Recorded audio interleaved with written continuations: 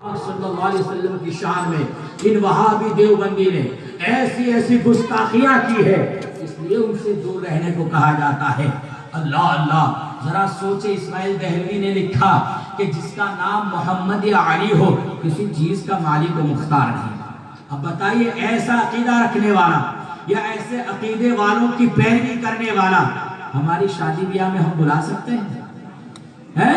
जरा सोचे, सिर्फ लड़ाई झगड़ा न देखें, देखें बुनियाद क्या है।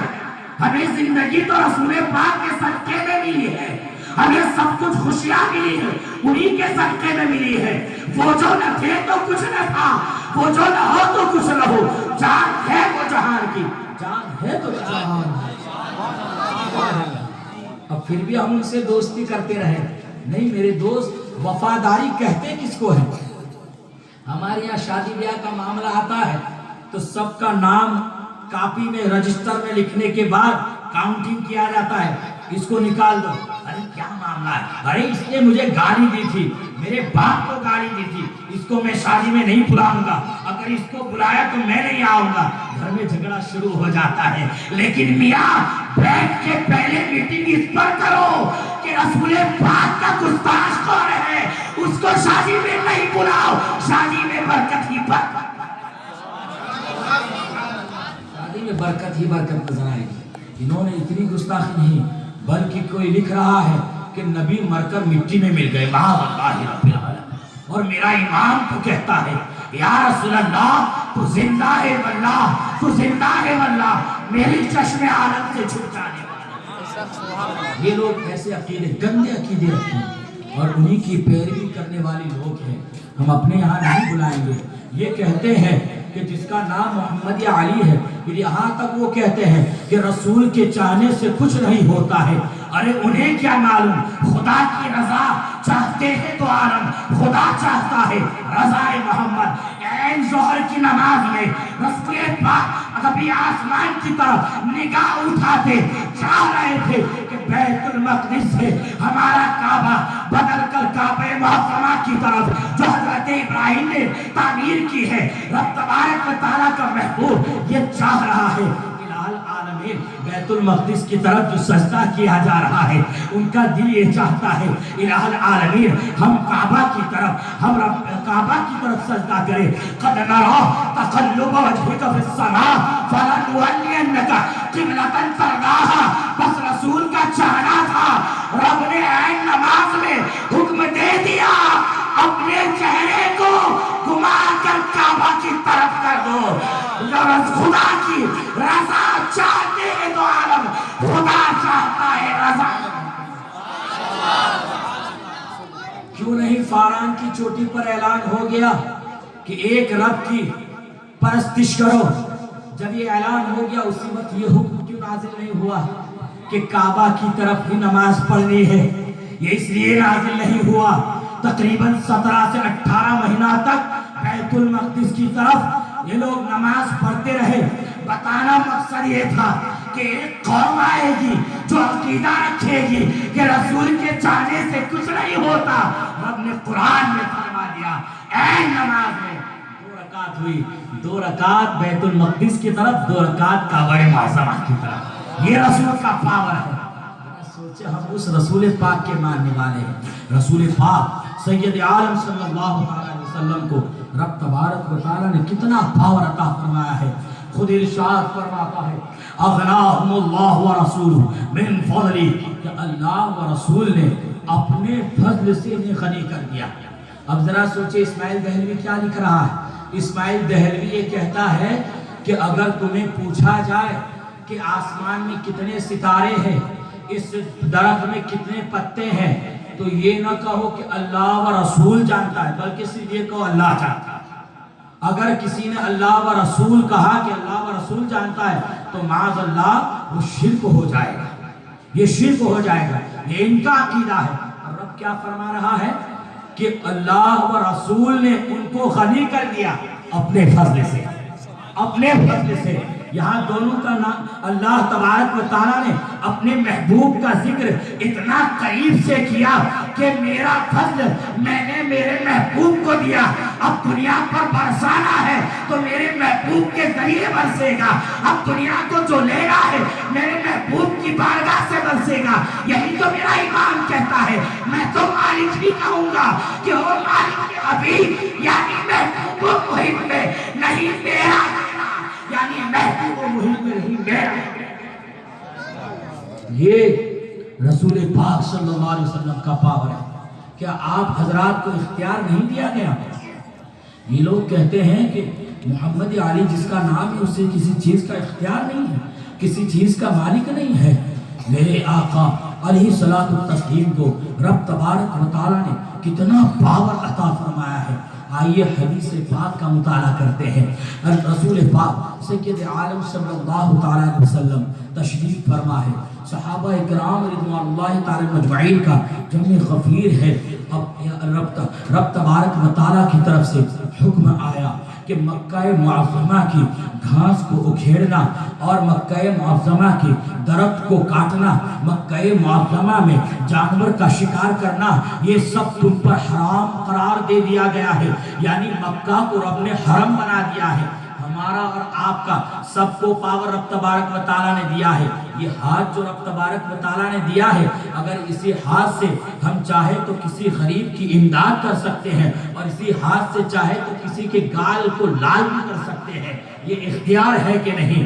اس طریقے سے دنیا میں کتنا لوگوں کو اختیار دیا گیا کہ بھائی آپ کے پاس مال ہے، اس مال سے کسی کی امداد کر سکتے ہیں، اور اللہ بچائے اسی مال سے کوئی جوا بھی کھیلنے چلا جائے. یہ ساری باتیں تو ہو رہی ہے دنیا میں، لوگوں کو اختیار دیا گیا. لیکن آپ بتائیں، کسی کو امیر بنایا، کسی کو بادشاہ بنایا، کسی کو سلطان بنایا، لیکن کیا پوری دنیا مل کر اس کو، پوری دنیا کو کیا اتنا پاور دیا گیا کہ پوری دنیا مل کر حرام کو حلال کر سکے، حلال کو مکروہ کر سکے، مکروہ کو جائز کر سکے؟ یہ کسی کو اختیار نہیں دیا. یہ اختیار تو رسول پاک کو دیا گیا ہے.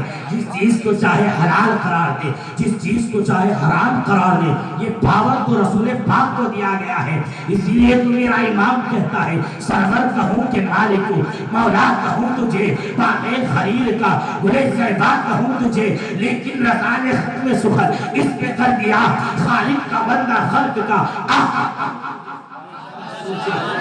پاور دیا ہے. رسول پاک صلی اللہ علیہ وسلم تشریف فرما ہے کہ اب مکہ معظمہ کو رب تبارک و تعالیٰ نے حرم بنا دیا ہے. اب تم یہاں کی گھاس نہیں اکھیڑ سکتے، یہاں کسی جانور کا شکار نہیں کر سکتے، یہاں کے درخت کو نہیں کاٹ سکتے. اللہ اللہ جب اعلان ہو گیا، اب یہ رب تبارک و تعالیٰ کی طرف سے حکم تھا، حرام قرار دے دیا ہے. حضرت رسول پاک سید عالم صلی اللہ تعالیٰ علیہ وسلم کے چچا حضرت عباس اسی محفل میں تشریف فرما تھے. عرض کرتے ہیں، یا رسول اللہ فَإِنَّهُ لِبُيُوتِنَا وَلِصَاغَتِنَا وَلِقُبُورِنَا. یہاں سب اکھیڑنے کو آپ نے منع فرما دیا، لیکن مگر یہ اسخیر گھاس جو ہے وہ ہمارے مکانات بنانے میں، چھپر میں کام میں آتی ہے، قبروں میں میت کے اوپر تختے لگانے میں کام میں آتی ہے، اور ہم میں جو سونار کا کام کرتا ہے اس سونار کو سونا پگھلانے میں اسخیر گھاس کا وہ استعمال کرتا ہے. اب رسول پاک صلی اللہ علیہ وسلم نے وہاں یہ ارشاد نہیں فرمایا اچھا اب تم لوگ گھاس کا مطالبہ کرنے لگے. رب تبارک و تعالیٰ نے گھاس کو کھیڑنے کو منع فرما دیا ہے. اب میرے اختیار میں نہیں ہے، جب رب کا حکم آئے گا تب میں کوئی بات بتاؤں گا. رسول پاک نے یہ نہ فرمایا، بلکہ جب حضرت ابن عباس نے عرض کیا فَإِنَّهُ لِبُيُوتِنَا وَلِقُبُورِنَا وَلِصَاغَتِنَا، یا رسول اللہ یہ ہمارے کام میں آتی ہے، تو رسول پاک کو جو رب نے پاور عطا فرمایا تھا اسی اختیار سے رسول پاک نے کہا اِلَّا الْإِذْخِيرَ، جاؤ اسخیر گھاس تمہارے لیے حلال قرار دی گئی ہے، اٹھے. نعرہ تکبیر، اتنا عصمت مصطفیٰ، بستی بستی قریہ قریہ، مسلک اعلیٰ حضرت. جہاں پوری دنیا مجبور محض ہوتی ہے وہاں سے نبی کا پاور شروع ہوا کرتا ہے. کیسے دیکھا آپ نے کہ شریعت میں اللہ تبارک و تعالیٰ نے اسی لیے ارشاد فرمایا ما آتاکم الرسول فخذوہ وما نہاکم عنہ فانتہوا. میرا محبوب تمہیں جو دے وہ لے لو. اب یہاں یہ نہیں کہا کہ صرف اسلام لے لو, صرف قرآن لے لو, صرف دین لے لو, صرف حج لے لو, بلکہ اللہ تبارک و تعالیٰ نے مطلق فرمایا میرا محبوب تمہیں جو دے وہ لے لو. اس کا مطلب یہی ہے کہ دنیا والوں تمہیں جو چاہیے میرے محبوب سے لے لو. کون ایسا ہے دینے کو منہ چاہیے, دینے والا ہے سچا ہمارا. آپ سوچے کتنا پاور عطا فرمایا گیا. رسول پاک سید عالم صلی اللہ تعالی علیہ وسلم جب نوازنے پر آتے ہیں تو خوب نوازتے ہیں. حضرت مولا کائنات سے رسول پاک صلی اللہ علیہ وسلم نے ارشاد فرمایا کہ جاؤ تم یمن میں چلے جاؤ, وہاں کے مقدمات کا معاملہ تم دیکھا کرو, اور وہاں تم جسٹس کی حیثیت سے, وہاں تم قاضی کی حیثیت سے جاؤ. جو مسائل درپیش آتے ہیں, جو مقدمات آتے ہیں, انہیں آپ حل کر دیا کرے. جب رسول پاک نے حضرت مولا کائنات کو یمن کا جج بنایا, یمن کا جسٹس بنایا, تو حضرت مولا کائنات عرض کرتے ہیں یا رسول اللہ انی لا اعلم کثیرا من القضاء.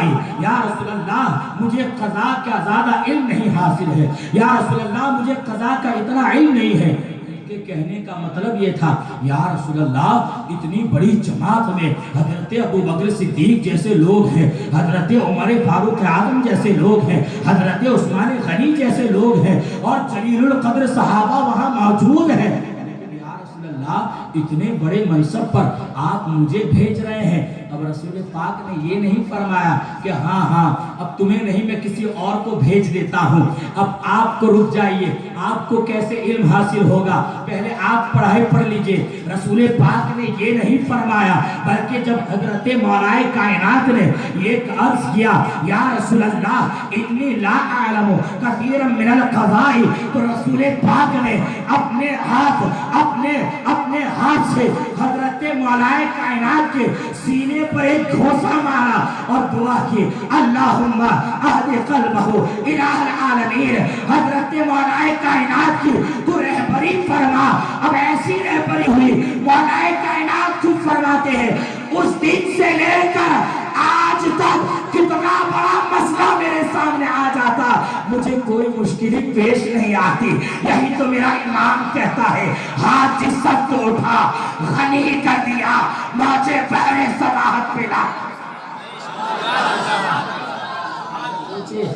کتنا زبردست ایک گھونسا مارا ہے.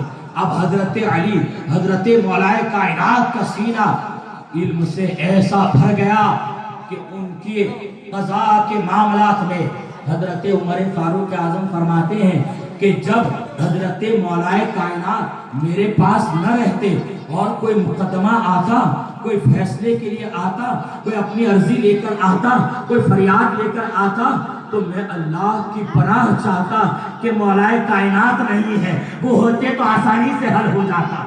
سوچے یہ نبی جب نوازنے پر آتے ہیں یہ اختیار نہیں تو اور کیا ہے. آئیے آپ کو آگے اور عرض کرتا چلو. حضرت ابو ہریرہ رضی اللہ تعالیٰ کی حدیث پاک بڑی مشہور ہے کہ جب آپ رسول پاک صلی اللہ علیہ وسلم کی بارگاہ میں حاضر خدمت ہوئے, عرض کرتے ہیں یا رسول اللہ میں آپ سے جو سنتا ہوں میرے ذہن میں محفوظ نہیں رہتا ہے, مجھے کوئی بات یاد نہیں رہتی ہے. اب رسول پاک نے یہ نہیں فرمایا اے صحابہ تم مجھ سے مانگتے ہو, یہ لوگ کیا کہتے ہیں کہ اللہ کے سوا کسی اور سے مانگنا شرک ہے, لیکن صحابہ تو رسول پاک ہی سے مانگ رہے ہیں. صحابہ کو جو چاہیے جب چاہے جیسا چاہے رسول پاک کی بارگاہ میں حاضر ہو جاتے.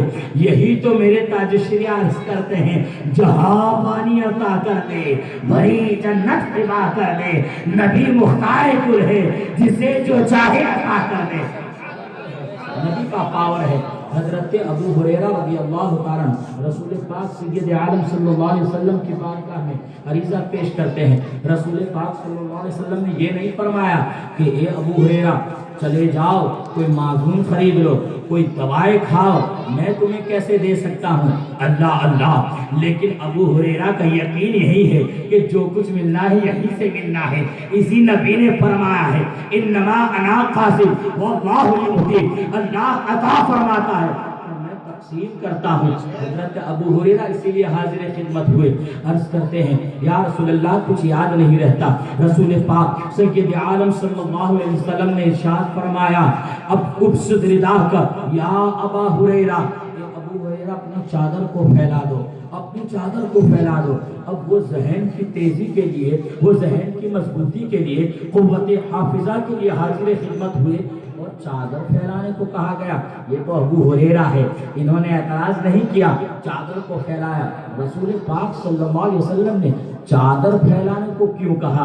سمجھ میں آتا ہے، حضور محدث کبیر فرماتے ہیں کہ چادر پھیلانے کو اس لیے کہا کہ اے ابو ہریرہ میں تمہیں آج جو دینے والا ہوں تمہارے ہاتھوں میں نہیں سمائے گا، تمہارے دامن میں نہیں سمائے گا، تمہاری چادر تنگ پڑ جائے گی۔ ابسط رداء کا یا ابا ہریرہ، چادر کو پھیلا دو۔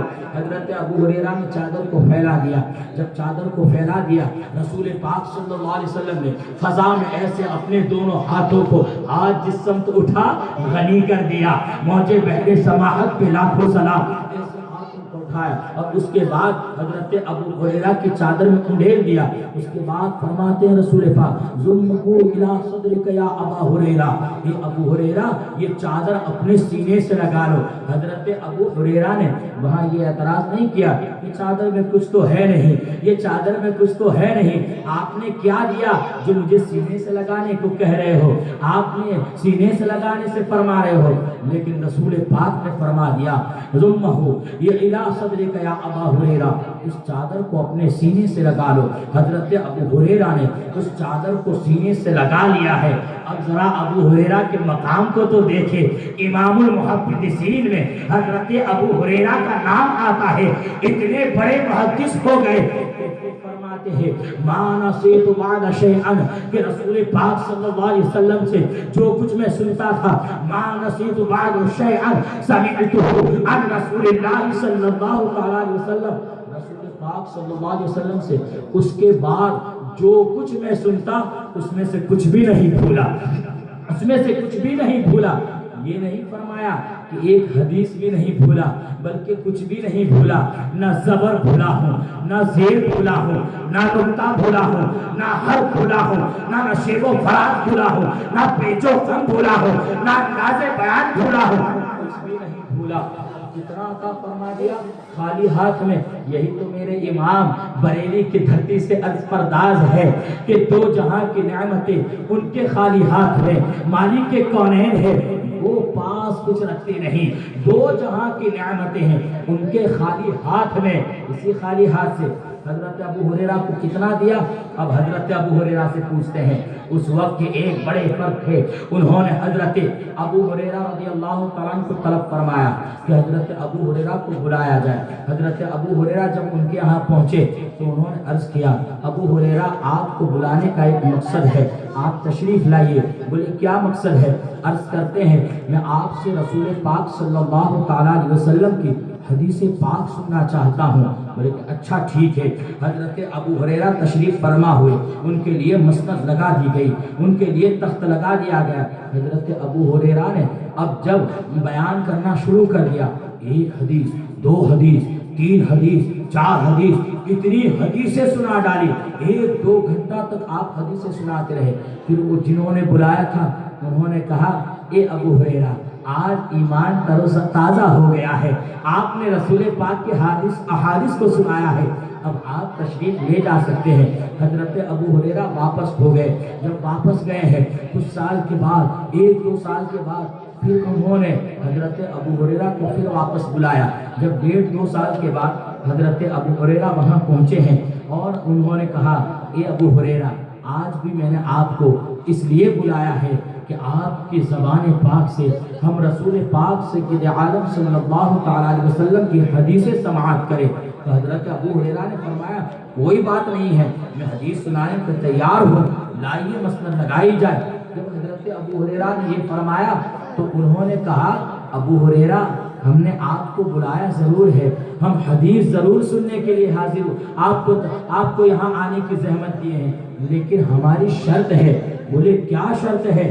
تو حضرت ابو ہریرہ سے انہوں نے عرض کیا کہ جو حدیث آپ نے 1.5-2 سال سے پہلے سنائی تھی ہم وہی حدیث سننا چاہتے ہیں. جب حضرت ابو ہریرہ کو پہلی بار بلایا تھا تو حضرت ابو ہریرہ جب بیان فرما رہے تھے انہوں نے پردہ لگا دیا تھا, پردے کے پیچھے لکھنے والے کاتبوں کو بٹھا دیا تھا, رائٹروں کو بٹھا دیا تھا کہ جب ابو ہریرہ جیسے جیسے بولے تو تم تمام کے تمام لوگ اپنے قلم کو روکنا مت. جو حدیث ان کی زبان سے نکلتی ہے, جو آپ کی زبان سے الفاظ نکلتے ہیں, زیر و زبر کی غلطی نہیں ہونی چاہیے. جو حدیث جیسے بیان کرتے ہیں ویسے ہی آپ لوگ لکھتے چلے جانا. پردہ لگا دیا ہے. حضرت ابو ہریرہ ادھر حدیثیں پہلی بار آئے ہیں, بیان فرما رہے ہیں, ساری حدیثیں ادھر لکھی جا رہی ہے. اب حضرت ابو ہریرہ چلے گئے. جب دوبارہ بلایا گیا, حدیثیں سننے کی خواہش پیش کی گئی, تو اب پھر انہوں نے کہا کہ ہماری ایک شرط ہے, آپ وہ حدیث سماعت کرنے, آپ حدیث بیان فرمائیں گے, اسی لیے ہم نے آپ کو یہ زحمت دی ہے, لیکن ہماری شرط یہ ہوگی کہ 1.5-2 سال پہلے آپ نے جو حدیثیں سنائی تھی ہم وہی حدیث سننا چاہتے ہیں. جو پہلے تھی وہ پہلے ہی سنیں گے, جو 2 نمبر پر تھی وہ ہم دوسرے نمبر پر سنیں گے, جو تیسرے نمبر پر تھی وہ تیسرے نمبر پر سنیں گے. شرط تو دیکھے 2 سال کے بعد آدمی کا ذہن کام کرے گا, آدمی کہاں سے کہاں چلا جائے گا, لیکن یہ ذہن وہاں اتنی قوت سے نہ پایا تھا, یہ ذہن اپنی محنت سے نہ پایا تھا, یہ ذہن معزون کھا کر نہ پایا تھا, یہ ذہن وظیفہ کر کے نہ پایا تھا, یہ ذہن تو وہاں سے پایا تھا جس طرح اٹھ گئی دم میں دم آ گیا, اس نگاہ عنایت پہ نہ چھوڑ سکا. حضرت ابو ہریرہ نے فرمایا اچھا کوئی بات نہیں ہے, ٹھیک ہے. اب انہوں نے پھر انہی لوگوں کو جو لکھنے والے بیٹھے تھے, اب کہے اس دن آپ لوگوں نے لکھا تھا, اب آج صرف سننے کا کام کرنا ہے. ابو ہریرہ جیسے جیسے بولیں گے آپ سنتے جانا, کہیں کوئی الفاظ تو گڑبڑ نہیں ہوتا ہے, کہیں کوئی لفظ تو نہیں بدل گیا ہے, کہیں کوئی حدیث تو نہیں بدل گئی ہے, کہیں کوئی اور روایت تو نہیں بدلی ہے. اب پردے کے پیچھے وہ لوگ اپنے اپنے اس رجسٹر پر, اپنے ان کاپیوں پر اپنے انگلیوں کو رکھ دیے ہیں. حضرت ابو ہریرہ تشریف فرما ہے, دربار لگا ہوا ہے. اب حضرت ابو ہریرہ جب بیان کرنا شروع کرتے ہیں, جو پہلے حدیث سنائی ہے 2 سال کے بعد وہ پہلے سنا رہے ہیں, جو 2 نمبر پر تھی وہ دوسرے نمبر پر ہے, جو تیسرے نمبر پر تھی وہ تیسرے نمبر پر ہے. نہ کسی کا نقطہ بدل رہا ہے, نہ کسی کا زیر بدل رہا ہے, نہ نشیب و فراز بدل رہا ہے, نہ انداز بیان بدل رہا ہے. یہ ابو ہریرہ کو ملا کہاں سے؟ یہی تو میرا ایمان کہتا ہے, مالک کونین ہے, تو پاس کچھ رکھتے نہیں, 2 جہاں کی نعمتیں ہیں ان کے خام. 2 سال کے عرصے کے بعد حضرت ابو ہریرہ نے جو پہلے حدیث سنائی تھی وہ پہلے, اس کے انداز میں اگر آواز اونچی تھی 2 سال کے بعد آواز اونچی تھی, جس کے انداز میں آواز نیچی ہے آواز نیچے ہے, نشیب و فراز بھی نہیں بدلا. ان کاتبوں نے کہا کہ یہ اور کوئی بات نہیں, رسول پاک کا معجزہ ہے جس کے زبر اور لفظ میں بھی خلق. آپ سوچے حدیث کی کتنی کتابیں موجود ہیں, تمام کتابوں میں دیکھیں گے سب سے زیادہ کسی سے حدیث مروی ہے, کسی صحابی سے 700, کسی سے 1000, کسی سے 500, لیکن ان کو نبی نے عطا فرما دیا 4364 حدیثیں صرف اور صرف حضرت ابو ہریرہ سے. 4364 حدیثیں صرف حضرت, یا 463 حضرت ابو ہریرہ سے مروی ہے. آپ ذرا سوچیں, اسی لیے میرا امام کہتا ہے مالک کونین ہے, گو پاس کچھ رکھتے نہیں, 2 جہاں کی نعمتیں ہیں ان کے خالی ہاتھ میں. خالی ہاتھ تو انڈیلے تھے, اب لوگ جھگڑا کر رہے ہیں کہ نبی کو غیب ہے کہ نہیں. ارے میاں تم اس کے پیچھے پڑے ہو, ذرا دیکھو ہے کہ نہیں. بات نہیں ہے, یہاں تو نبی غیب بات رہا ہے, غیب بات رہا ہے. نبی کو کتنا پاور دیا گیا ہے۔ حافظ ملت علی رحمت رضوان اس شعر کے بارے میں فرماتے ہیں کہ یہ شعر جو ہے اعلیٰ حضرت کا کہ مالک کونین ہے، گو پاس کچھ رکھتے نہیں، دو جہاں کی نعمتیں ہیں ان کے خالی ہاتھ میں۔ اس شعر کو ایسے پڑھا جائے کہ مالک کونین ہے، گو پاس کچھ رکھتے نہیں، دو جہاں کی نعمتیں ہیں خالی ان کے ہاتھ میں، دو جہاں کی نعمتیں خالی ان کے ہاتھ میں۔ سر اقدس کی نعمتیں الگ، کان اقدس کی نعمتیں الگ، آپ کی نعمتیں الگ، بہو مبارک کی نعمتیں الگ۔ میرا امام جب آپ کے اوپر بولتا ہے تو پرداز ہے، جس طرح اٹھ گئی دم میں دم آ گیا، اس نگاہ عنایت پہ لاکھوں سلام، کام کی سماعت پر پرداز ہے، تو نزدیک کے سننے والے وہ کا کانے لائے کرامت پہ لاکھوں سلام، بہو کی منظر کشی کرتا ہے، وہی عرض پرداز ہے جس کے سجدے کو محراب کعبہ جھکے، ان بہو کی لطافت کے لاکھوں سلام۔ جب زبان پاک پر آتا ہے وہ زبان جس کو سب ان کی کنجی کہے، اس کی نافذ حکومت پہ لاکھوں سلام۔ جب ہوٹ مبارک کی بات کرتا ہے تو پکار اٹھتا ہے، پتلی پتلی کھلے قدس کی پتیاں، ان لبوں کی نزاکت پہ لاکھوں۔ دو جہاں کی نعمتیں خالی ان کے ہاتھ میں، ان کے ہاتھ پاک میں، ہاتھ کی سمت اٹھا غنی کر دیا، موج بحری سماحت پہ لاکھوں سلام۔ اب آپ سوچے وہابیہ دیابنا سے تعلق رکھنے سے ملے گا یا نبی کی سے ملے گا؟ مدینے سے ملے گا۔ اس لیے دوستو اگر تمہیں چاہیے تو مدینے کے سرکار سے ملتا ہے، اگر ہم وہاں چہرہ دکھانے کے لائق نہیں تو یہی عرض کریں یا رسول اللہ تیری سرکار میں لاتا ہے رضا اس کو شفیع جو میرا غوث پر لاڈلا بیٹا دیا، غوث پر لاڈلا بیٹا۔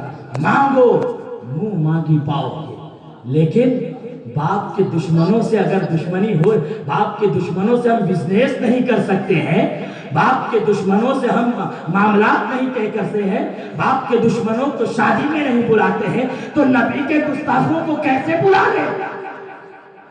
نبی کے گستاخوں کو بھی دور رکھو، برکتیں ملے گی، ضرور ملے گی۔ یہ کہتے ہیں کہ جس کا نام محمد یا علی ہے کسی چیز کا مالک و مختار نہیں۔ آئیے رسول پاک سید عالم صلی اللہ علیہ وسلم خود اپنے پاور کو بیان فرما رہے ہیں۔ مسلم شریف کی حدیث پاک ہے، کتاب الایمان میں موجود ہے، آپ ذرا اس کو دیکھیں۔ رسول پاک صلی اللہ علیہ وسلم کو کتنا اختیار اور کتنا پاور دیا گیا ہے۔ مدینے میں رسول پاک صلی اللہ علیہ وسلم تشریف فرما ہے۔ حضرت ابو ہریرہ سے یہ روایت مروی ہے، فرماتے ہیں رسول پاک صلی اللہ علیہ وسلم تشریف فرما ہے، آپ کے سامنے شانے کا گوشت لایا گیا اور حضرت رسول پاک نے اس میں سے دستی کا گوشت، جب آپ کے سامنے گوشت لایا گیا تو رسول پاک نے اس میں سے دستی کا گوشت اٹھایا اور دستی کا گوشت اٹھانے کے بعد آپ نے تناول فرمانا شروع کر دیا۔ اب ذرا سوچے نبی کے اختیار پر یہ لوگ کہہ رہے ہیں، نبی کا اختیار میدان محشر میں کتنا ہوگا؟ عرش حق مسند رفعت رسول اللہ کی، دیکھ لی ہے حشر میں عزت رسول اللہ کی، دیکھے نبی کو کتنا پاور دیا گیا ہے۔ اس لیے ہم جنت چاہتے ہیں تو یہی کہیں تجھ سے اور جنت سے کیا مطلب، وہاں بھی دور ہو، ہم رسول اللہ کے، جنت رسول اللہ کی۔ سوچے رسول پاک صلی اللہ علیہ وسلم نے ہاتھ میں گوشت لیا ہے، جب تناول فرما رہے ہیں ارشاد فرماتے ہیں انا سید الناس یوم القیامہ، کہ میدان محشر میں روز قیامت کے روز میں لوگوں کا سردار ہوں گا۔ اور اس کے بعد پھر ارشاد فرماتے ہیں بما ذاک هل تدرون بما ذاک، کیا تم جانتے ہو یہ کس وجہ سے ہوگا؟ فرماتے ہیں یجمع اللہ، رب تبارک و تعالی لوگوں کو جمع فرمائے گا، الاولین والآخرین، روز قیامت تمام لوگوں کو جمع فرمائے گا۔ جب جمع فرما دے گا تمام لوگ وہاں جمع ہوں گے اور سورج بالکل قریب آ گیا ہوگا۔ اول سے آخر مراد یہ ہے کہ حضرت آدم علیہ السلام سے لے کے صبح قیامت تک جتنے لوگ آنے والے ہیں سب میدان محشر میں موجود ہوں گے، اور لوگ ایک دوسرے کو نگاہ اٹھا کے دیکھیں گے تو اس شخص کی نگاہ سب کو پہنچ جائے گی. اگر کوئی بولنے والا آواز اونچی آواز سے بولے گا تو سب کو سنائی دے گی. میدان محشر میں کتنی بھیڑ بھاڑ ہوگی, سب کو سنائی دے گی. یہ منظر رسول پاک کہاں بیان فرما رہے ہیں؟ مدینے میں بیان فرما رہے ہیں. یہی تو علم غیب ہے. میرا امام کہتا ہے سرے عرش پر ہے تیری گزر, دل فرش پر ہے تیری نظر, ملکوت ملک میں کوئی شے وہ نہیں جو تجھ پہ آیا ہے. رسول پاک کو معلوم ہے کب کیا ہونے والا ہے. میدان محشر کا منظر مدینہ طیبہ میں بیان فرما رہے ہیں. ارشاد فرماتے ہیں کہ رسول پاک صلی اللہ علیہ وسلم نے ارشاد فرمایا کہ لوگ جمع ہو جائیں گے اور سورج بالکل قریب ہوگا, مصیبت کے عالم میں ہوں گے, پریشانی کے عالم میں ہوں گے. اب بعض سے ملاقات کریں گے, ارے یار اتنی بڑی مصیبت آ گئی ہے, ہمارا کوئی سفارش نہیں ہے, ہم کسی کو جا کر کہیں کہ اس مصیبت سے چھٹکارا مل جائے, رب کی بارگاہ میں ہمارے لیے سفارش کرے, رب کی بارگاہ میں ہمارے لیے کچھ عریضہ پیش کرے. لوگ آپس میں جب بات کرتے ہوں گے کوئی ہے نہیں, دوسرا گروپ کہے گا ارے کام کرتے ہیں حضرت آدم کے پاس چلتے ہیں, وہ سب کے باپ ہے, ان کے پاس چلا جائے وہ ہماری بات سنیں گے. رسول پاک فرماتے ہیں مدینے میں تشریف فرما ہے, فرماتے ہیں کہ میدان محشر میں تمام امتی تمام لوگ مل کر حضرت آدم کے پاس جائیں گے. حضرت آدم کے پاس جانے کے بعد عریضہ پیش کریں گے, اے حضرت آدم آپ کو رب تبارک و تعالیٰ نے اپنے دست قدرت سے پیدا فرمایا ہے, رب تبارک و تعالیٰ نے ملائکہ کو حکم دیا ہے, انہوں نے آپ کو سجدہ کیا ہے. اے حضرت آدم آپ ہم سب کے باپ ہیں, کیا آپ نہیں دیکھ رہے ہیں ہم پر کیسی مصیبت آئی ہے, ہم پر کیسے مصائب ہے؟ آپ ہمارے لیے دعا کر دیجئے, آپ ہمارے لیے سفارش کر دیجئے, رب تبارک و تعالیٰ اس تکالیف سے ہمیں دور کر فرما دے. حضرت آدم فرمائیں گے اے لوگو رب تبارک و تعالیٰ نے مجھے اس پھل سے اس درخت سے پھل کھانے کو منع فرمایا تھا, میں نے کھا لیا تھا, آج نفسی نفسی کا عالم ہے, اذهبوا الی غیری آپ کسی دوسرے کے یہاں چلے جاؤ. اے رب تبارک و تعالیٰ اس سے پہلے کبھی ایسا جلال میں نہیں آیا ہے, ایسا غضب میں نہیں آیا ہے, نہ ہی آئندہ ایسا جلال میں آئے گا, نہ ہی آئندہ ایسا غضب میں آئے گا. نفسی نفسی کا عالم ہے, اذهبوا الی غیری آپ کسی دوسرے کے یہاں چلے جائیے. پھر وہ ان کو ایڈریس دیں گے, اذهبوا الی نوح آپ نوح کی طرف چلے جائیے. اب تمام امت حضرت آدم کے پاس سے نکل کر حضرت نوح کی بارگاہ میں جائیں گے, نوح کی بارگاہ میں عریضہ پیش کریں گے. یہ حضرت نوح پیغمبروں کی فہرست میں رب تبارک و تعالیٰ نے دنیا میں آپ کو پہلا پیغمبر بنا کر کے بھیجا ہے. حضرت نوح سے عرض کریں گے آپ نہیں دیکھ رہے ہیں ہم کیسی مصیبت میں ہیں, آپ ہمارے لیے دعا فرما دیجئے, رب کی بارگاہ میں سفارش کر دیجئے. آپ کو تو رب تبارک و تعالیٰ نے عبداً شکورا کا لقب دیا ہے. حضرت نوح علیہ السلام فرمائیں گے کہ اے لوگو اللہ تبارک و تعالیٰ کو اس سے پہلے ہم نے ایسا جلال نہیں دیکھا, نہ آئندہ ایسا جلال فرمائے گا. رب تبارک و تعالیٰ نے مجھے ایک دعا عطا فرمائی تھی جو قبول ہونے والی تھی, میں نے اپنی امت کے خلاف اس دعا کو مانگ لیا ہے. اب میں نفسی کے حال میں ہوں, اور آج مجھے اپنی فکر ہے, اذهبوا الی غیری آپ کہیں اور چلے جائیے. اب پوری امت میدان محشر میں اب رسول حضرت نوح علیہ السلام جب ایڈریس دیں گے اذهبوا الی ابراہیم آپ ابراہیم کی طرف چلے جائیے. اب پوری امت جو ہے آج آپ سن رہے ہیں نا, سب کو معلوم ہے میدان محشر میں یاد نہیں ہوگا کہ کہاں جانا ہے, ہم ایسے ہی گھومیں گے, آپ بھی ہوں گے ہم بھی ہوں گے. رسول پاک نے فرمایا ہے سب چکر کاٹیں گے. اب حضرت ابراہیم کی بارگاہ میں تمام امتیں جمع ہونے کے بعد حضرت ابراہیم کی بارگاہ میں حاضر ہوں گے. اے حضرت ابراہیم رب تبارک و تعالیٰ نے دنیا میں آپ کو اپنا خلیل بنایا ہے, اپنا دوست بنایا ہے, آپ کو رب تبارک و تعالیٰ نے وہ مرتبہ عطا فرمایا ہے. اللہ اللہ آپ نہیں دیکھ رہے ہیں ہم پر کیا گزر رہی ہے, ہم کس مصیبت میں ہیں, آپ ہمارے لیے سفارش فرما دیجئے, رب کی بارگاہ میں شفاعت کر دیجئے. حضرت ابراہیم ارشاد فرمائیں گے اے لوگو رب تبارک و تعالیٰ کو میں نے اس سے پہلے کبھی ایسا جلال میں رب نہیں آیا ہے, نہ ہی آئندہ ایسا جلال میں آئے گا. ایسا ہے کہ وہ اپنے توریہ کو بیان کریں گے، اپنی تعریف کو بیان کریں گے، میں اپنی فکر میں ہوں، ایسا ہے اذهبوا الی غیری، آپ کسی اور کے یہاں چلے جائیے، آج میں نفسی نفسی کے عالم میں ہوں۔ حضرت ابراہیم پھر ایڈریس دے کے بتا دیں گے، فرمائیں گے اذهبوا الی موسیٰ، تم حضرت موسیٰ کی طرف چلے جاؤ۔ اب تمام امت حضرت موسیٰ کی طرف جائیں گے، حضرت موسیٰ کی بارگاہ میں عریضہ پیش کریں گے، اے حضرت موسیٰ، آپ کو رب تبارک و تعالیٰ نے آپ سے کلام فرمایا ہے، رب تبارک و تعالیٰ نے آپ کو اپنا کلیم بنایا ہے، آپ کو ایک مرتبہ کا اتنا بڑا مرتبہ دیا ہے، آپ نہیں دیکھ رہے ہیں ہم کس مصیبت میں ہیں، ہم کس مصیبت میں ہیں، آپ ہمارے لیے سفارش کر دیجئے، آپ ہمارے لیے رب کی بارگاہ میں شفاعت کر دیجئے۔ اللہ اللہ، حضرت موسیٰ علیہ السلام فرمائیں گے کہ نہیں، رب تبارک و تعالیٰ کو اس سے پہلے میں نے ایسا کبھی جلال میں نہیں دیکھا ہے، نہ ہی آئندہ کبھی ایسا جلال میں آئے گا۔ حضرت موسیٰ فرماتے ہیں مجھے حکم نہیں تھا اور میں نے ایک شخص کو دنیا میں قتل کر دیا، اس لیے آج نفسی نفسی کا عالم ہے، میں اپنی فکر میں ہوں۔ اذهبوا الی غیری، تم کسی اور کی طرف چلے جاؤ۔ اذهبوا الی عیسیٰ، حضرت عیسیٰ کا ایڈریس ملے گا۔ اب تمام امت وہاں موجود ہے، ذرا سوچیں پاور کہاں سے کہاں ہے۔ رسول پاک صلی اللہ علیہ وسلم فرماتے ہیں کہ اب سب کو بتائیں گے حضرت موسیٰ علیہ السلام کہ اذهبوا الی غیری، اذهبوا الی عیسیٰ، کہ تم عیسیٰ کی طرف چلے جاؤ۔ اب تمام لوگ حضرت عیسیٰ کی بارگاہ میں پہنچیں گے، حضرت عیسیٰ کی بارگاہ میں پہنچنے کے بعد عریضہ پیش کریں گے کہ آپ کو رب تبارک و تعالیٰ نے حضرت جبرائیل کی پھونک کے ذریعے پیدا فرمایا ہے، آپ کو رب تبارک و تعالیٰ نے وہ مرتبہ عطا فرمایا کہ آپ نے ماں کی گود میں لوگوں سے کلام کیا ہے، آپ ہمارے لیے سفارش کر دیجئے، آپ ہمارے لیے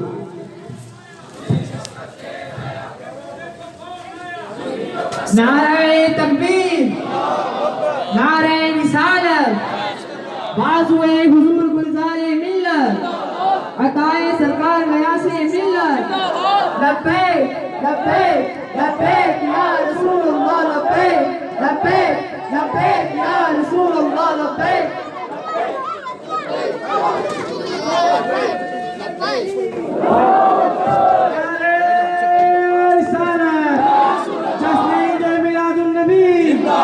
سرکار کی آمد، سرکار کی آمد، دلدار کی آمد، دلدار کی آمد، نعرہ تکبیر، نعرہ رسالت، اعلیٰ حضرت اور نعرہ سنت، بستی بستی کھڑیا کھڑیا۔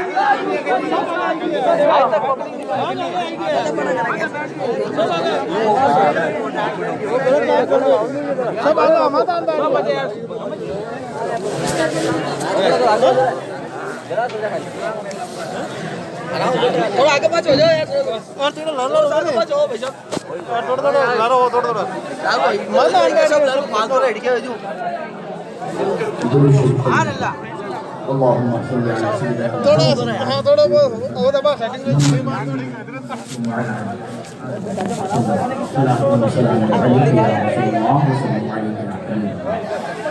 اس حدیث پاک کو میں مکمل کر دوں پھر انشاءاللہ اوپڑا تھوڑا جو ہے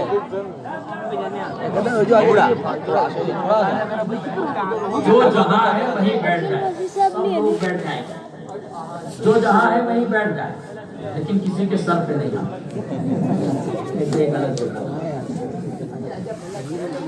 کیوں کرے یار، کیوں کرے یار؟